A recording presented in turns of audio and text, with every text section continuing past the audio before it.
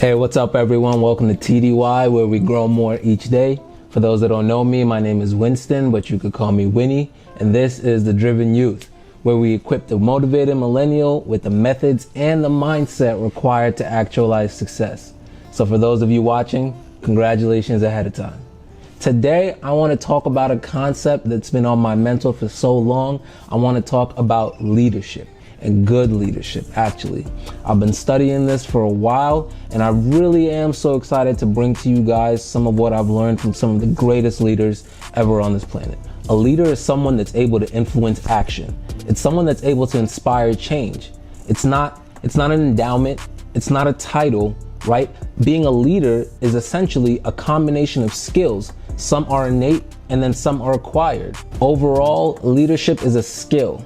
Leadership is something that needs to be practiced. It's something that needs to be honed in your individual sphere of influence before it's potent enough to make a real impact on a bigger stage. Honestly, this whole leadership thing is not as cryptic as it seems, and I really did just want to demystify it so that the driven youth that are watching this can use these skills and apply them to actualize success in their lives. So today I wanted to go over 3 ways to become a better leader. I promise you, if you practice these 3 things and you do them correctly, you will become the best leader that you can possibly be. So if that's you, stick around.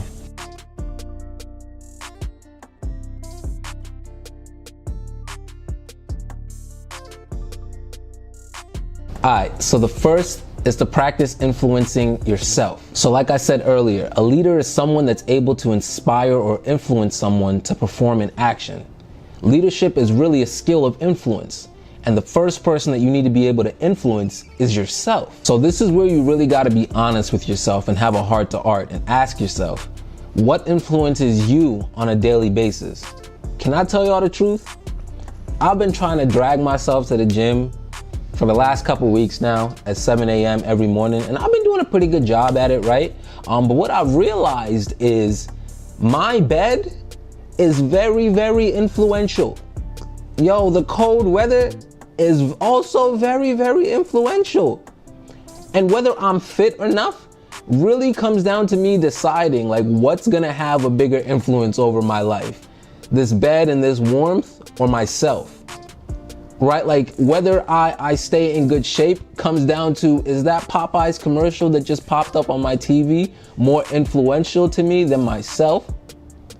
Whether my financial future is going to be bright enough is really going to come down to whether these rappers, soon to be broke rappers, talking about Gucci belt this, Gucci belt that, whether or not they're more influential than what I know is to be right. Influence. That's what leadership is. Whoever is able to influence you is who has leadership over you. Hone your influence over yourself, because people are constantly honing their influence over you. So there's actually a book called Atomic Habits that's been helping me do this over the last couple weeks. And James Clear really talks about how whenever you form a habit, you want to make that habit as easy as possible to start. So he asks you to really focus on the first 2 minutes of that habit. So for example, if you want to start a habit of going to the gym every morning, don't make the habit going to the gym.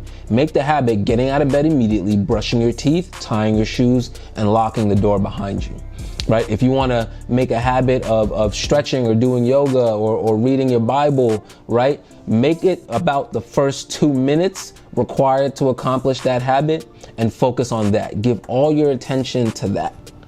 And the idea is, it's a lot easier to start something small than it is to start something big. But momentum will carry you, and it's a lot easier to also continue on with doing the right thing once you've already started. It's actually a very powerful and potent tactic that I recommend and that I've personally used to hone my sphere of influence over myself. So the second is to practice understanding people. And this is because it's really impossible to influence them to take a specific action if you don't understand the reasons behind why they do what they do. I'll give you an example. So check this out, right? We're all the driven youth here, right? That's why we're watching this channel right now, and that's why we're growing each and every single day. However, the reason you get up out of bed in the morning is completely different than the reason I get out of bed. My why is different than your why. So now if somebody tried to inspire me to take an action with your why and not my why, well, that would just simply be ineffective, right? Regardless of the fervor, the unction, the passion, the eloquence that they spoke with, it would just simply be ineffective. And this is because regardless of my why and your why, they are different, but they both inspire us to take an action. They inspire that because they are unique to us. They are unique to our experiences, to our lives, and to what we've been through as well. If that's the case, then we need to also understand that about people and use that in application to drive them towards their ultimate goals. So how do we do that? Well, there are a couple ways to combat this. Well, the first is to be able to create a genuine connection. And I know that that's really hard for a lot of people to do in a lot of leadership positions that you're in, but the best leaders are the ones that are able to inspire, and the best leaders are the ones that are able to do that by forming a genuine connection with the people that they are leading, right? There's also things like empathy. You really can't understand things about people if you're not willing to put yourself in their shoes to see things from their point of view. You also really need to be able to listen to them and listen to understand, and not necessarily listen just to spit back some points at them. We also need to assume literally nothing and pass no judgment and ask questions about everything.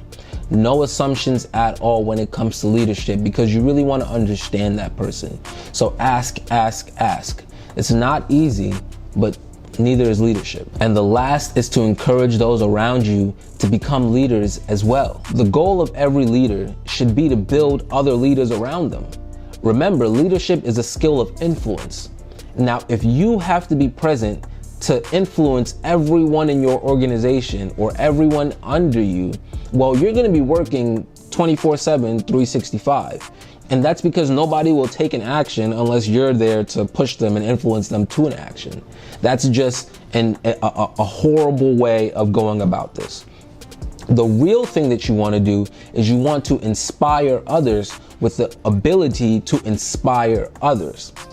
And that needs to trickle down throughout your organization, and that needs to trickle down the chain up onto the bottom. That's why all companies have a C-suite.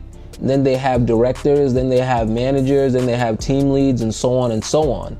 And then the best companies, Amazon, they inspire everyone in their organization to be leaders regardless. That tree of leadership, that tree of influence, it should really never stop trickling down until everybody has had a chance to develop into the leader that they need to be. And this can be done through one-on-one coachings. This can be done through resources like free books, through seminars, through videos, essentially just pouring into the people that you're trying to lead with information, and then also giving them the autonomy to make decisions for themselves.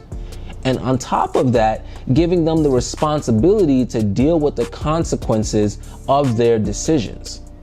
See, a lot of the time, leaders, they hold on to people that they're leading, when essentially what you should be doing is lifting them up with the hopes of eventually letting them go. If everyone around you that you lead does not become a leader and fly off to do greater things, then you might actually be a bad leader.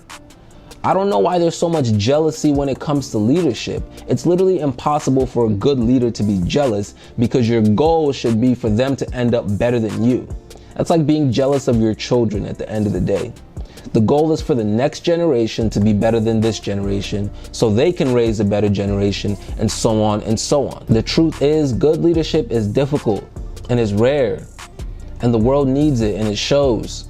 It is a scarce resource, but it is in such high demand right now. And it's annoying because everyone is born to be a leader. We are all leaders in some capacity, in some right, to someone.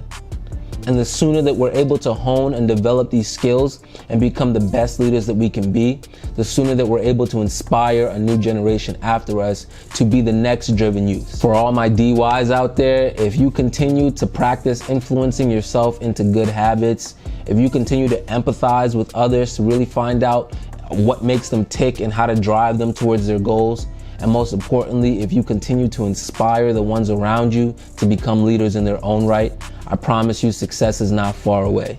I want to congratulate you ahead of time. Great job.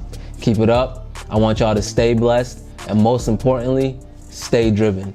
Peace.